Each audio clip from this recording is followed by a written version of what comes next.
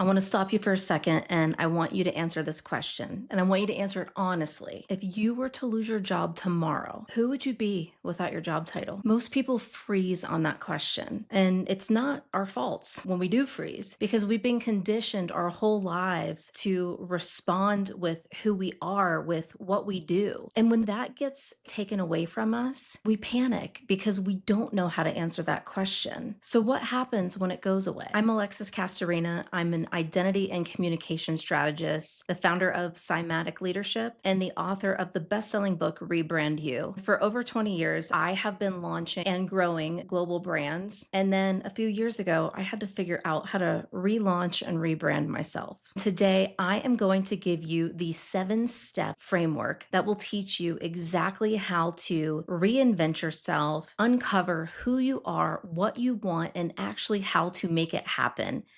It's called the REBRAND Framework. And by the end of this video, you will know how to build a career that is so anchored in who you are that AI, market shifts, a layoff, any kind of disruption cannot touch it because it is who you are. So let's get into it. We got to be real about the world that we're living in right now. Everything feels a bit chaotic, and that's not to be dramatic. That's just to ground ourselves in reality and what is true. We've all been given this playbook since we've been born, which is you go to school, you get the degree, you get the job, you can buy the house with the white picket fence, you have a family with 2.5 kids, you go on a couple vacations a year, rinse, repeat, and then you retire off into the sunset with your 401k money and savings account. I don't know about you, but that old playbook seems so out of touch with what is currently our reality that we got to just start over and we got to call it what it is. And the big one, I don't have to tell you all, it's AI. It is a blessing and a curse. AI can do so many incredible things for us around efficiency, productivity. As a small business owner, it's fantastic. It enables you to scale more than you could when you're still tapped for resources because you're early stage. But it is disrupting things. It has some cons to it. There's a lot of pressure right now on businesses to adopt AI to reduce headcount, reduce operational costs, and they have a fiduciary responsibility to shareholders to increase earnings. Well, guess what? People are jumping the gun. Things are evolving so quickly, but you got to train the people on how to use the tools. And it's not just low skilled jobs. It's really a lot of the jobs that many of us got degrees in. Those seemingly are the ones that are at most risk at this time. And I'm sure AI isn't going to be the only disruption that's going to happen between now and the time we kick the bucket. So we really need to make sure that we are clear on who am I without this job title? Who am I without the company that I'm working for? Who am I if my entire industry or my entire job function or discipline goes away? The scary part is when you realize so many of us base our identity around what we do, who we work for. You can go through an existential crisis when that goes away. And I know this firsthand, this anxiety around job loss because I lived it. A few years ago, I was so blindsided. I was so caught off guard. I was in a depression spiral, a shame spiral, and it all started with my identity being tied to a job title and a company and a profession that I had spent a long time cultivating. I still get emotional thinking about it. I've done a lot of healing work, but I still do get emotional thinking about it because it was probably the hardest thing I've ever had to go through. I'll give you just a quick taste of what happened. It was 2022. I was winning awards, working with celebrities and influencers. It was such a cool year because I finally was being seen for what I was fighting really hard to prove for so many years. And I unexpectedly was let go during the best year of my career. It was so random. And if you want to learn more, you can read it in the book in chapter 1. I had to get really honest and ask myself, who are you without the job title, without the company? And it was really sad. It was really sad to not know. I couldn't articulate what my values were, my zone of genius, what I was really good at, and I wanted to figure that out. I'm a systems thinker. I need processes. And I said, wait a minute. I spent my career going through a process of identifying attributes for brands and figuring out the best campaign to launch, activating it, learning and optimizing and all the things. Why couldn't I do that for myself? Why couldn't I treat myself like the most important brand campaign that I've ever worked on and launched? And so that's what I did. That process became the Rebrand Framework, and that framework became a best-selling book, a workshop, and that's what I'm going to guide you through today so that you can figure this out for yourself. Even if you're in a job right now and you feel secure, just going through this process, it is so empowering because it reconnects you to who you really are without anything else. So, step one in the rebrand framework is reflect and research your current state. What this is really asking of you is what motivates you and fuels your energy? What are your values? Do you know what your values are? It took me going through a process to even know what I value most in life. And if we don't know what we value, it makes it a lot harder to make decisions that are congruent with who we are and our desires. And then the other thing is around how do you feel about how you're living today, personally and professionally? And so, how do you find this information out? You go through a series of self assessment and reflection exercises. And that can look like a number of different things. That can be taking those personality assessments that so many of us have taken before for jobs, DISC assessment, Myers-Briggs, StrengthsFinder. There are a ton of them. The Enneagram, if we want to get a little bit more metaphysical, human design. You can look at your psychic transcripts if that's something that you're into. You can look at past performance reviews. Your journal is a wealth of information for reflection. And you can do something that some people thought was like way type A, and other people were like, that's freaking awesome. You can request your grade school transcripts like I did. When you spend the time to go through those self-reflection exercises, you get so much data on yourself. And that data helps you start to spot patterns and themes. Step two of the rebrand framework is examine and analyze your findings. What you're trying to do here is you're identifying a through line. And if you've done a SWOT analysis for work, strengths, weaknesses, opportunities, and threats, you can do a SWOT analysis on yourself. What you're trying to do with this SWOT analysis is to uncover what you're naturally good at, what other people are complimenting you on, what areas you're struggling with, or things that drain you. It's not you, those are your weaknesses.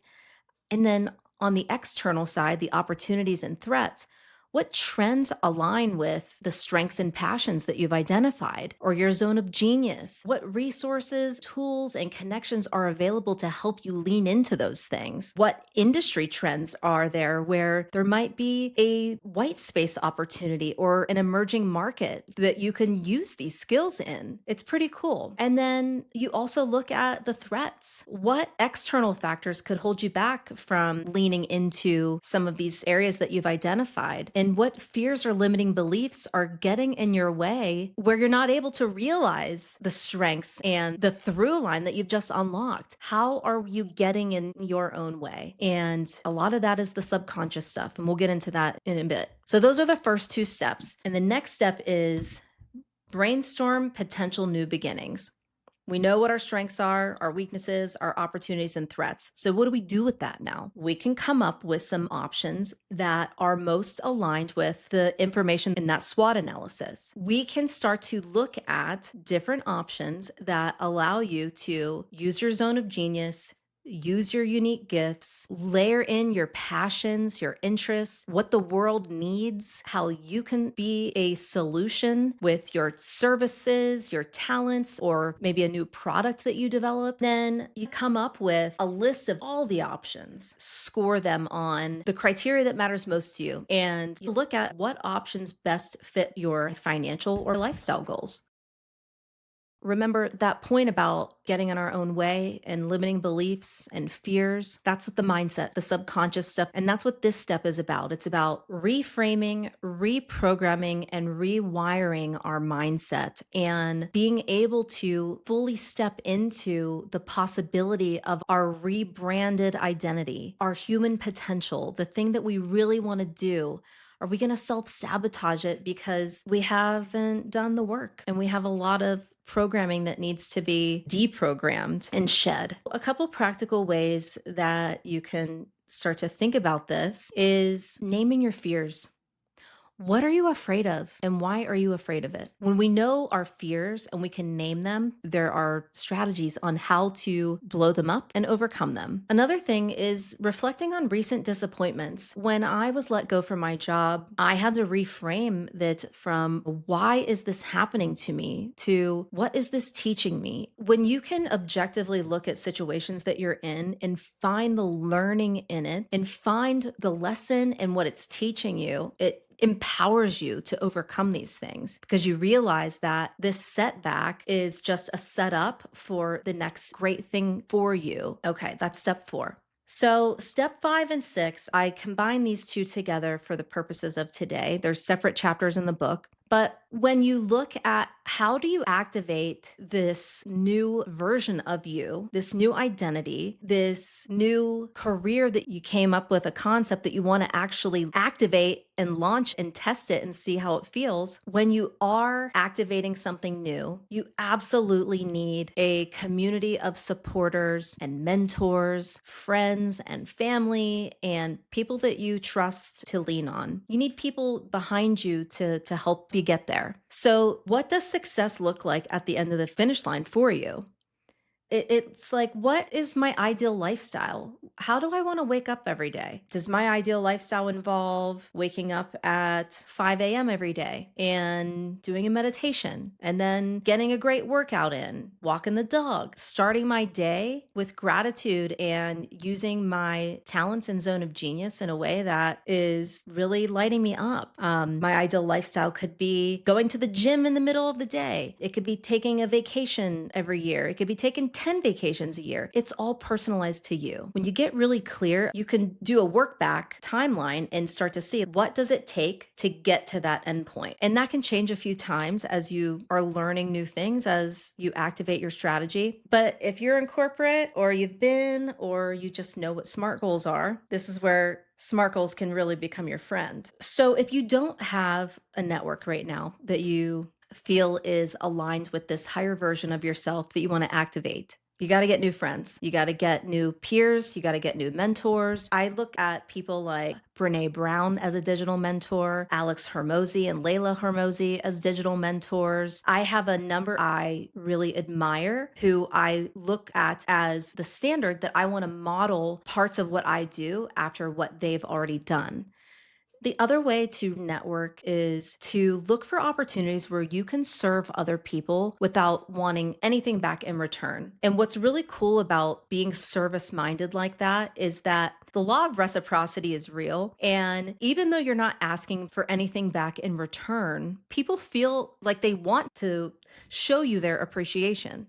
You may get it back from them, a favor in the future, or karmically, you might just have something really good happen to you that's not related to that other thing. But because you were in service and you didn't expect anything in return, something good just happens to you after that. And then step 7 is developing a growth mindset. The worst thing that we can do when we are going through a period of such rapid change is have a fixed mindset. And a fixed mindset is thinking that things can't change, thinking that you can't change, thinking that things are going to stay the same forever, thinking that there's only one way to do something or one way to think about something or one point of view. So developing a growth mindset really is about embracing curiosity and experimentation. It means that you're not going to get it perfect. You're not going to develop a growth mindset if you're not willing to, I'll just say, fail a couple of times. And I don't really believe in failure. I believe failure is just data. There's so many great examples of people who failed multiple times. And then on the 107th time, the thing finally worked. They struck gold or lived their best life as a result of the resilience to keep going and to keep learning and testing and adapting. The best thing that you can do for developing a growth mindset is just to experiment and tinker. If you've always wanted to try something, you've always wanted to learn something new, go for it, because having this growth mindset will enable you to stay inspired and keep going when things get tough, which they inevitably will get tough. Set your expectations and know that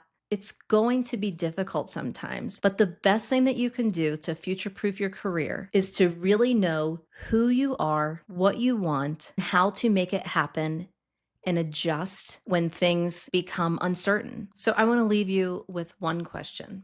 Who do you need to become in order to achieve your goals? This is an identity question. And identity work is the foundation for everything, for your career, for your relationship, for your personal brand, for the impact that you want to make. So that's your starting point, the beginning of your rebrand. And if you want the whole blueprint, the roadmap, you can get my book. And I have everything linked below in the description. If you are a leader and you are managing a team or an organization and you're watching this and you're thinking, I need that, my people need this, this is exactly what I facilitate. I am going to be putting out lots more content on identity, communication, leadership, resilience, and how to design the most aligned, inspired life that you can imagine. And we're going to be talking about it all here on this channel. I'm Alexis Castorina, and I want to remind you that you are the most important brand that you will ever work on. AI can never replace you.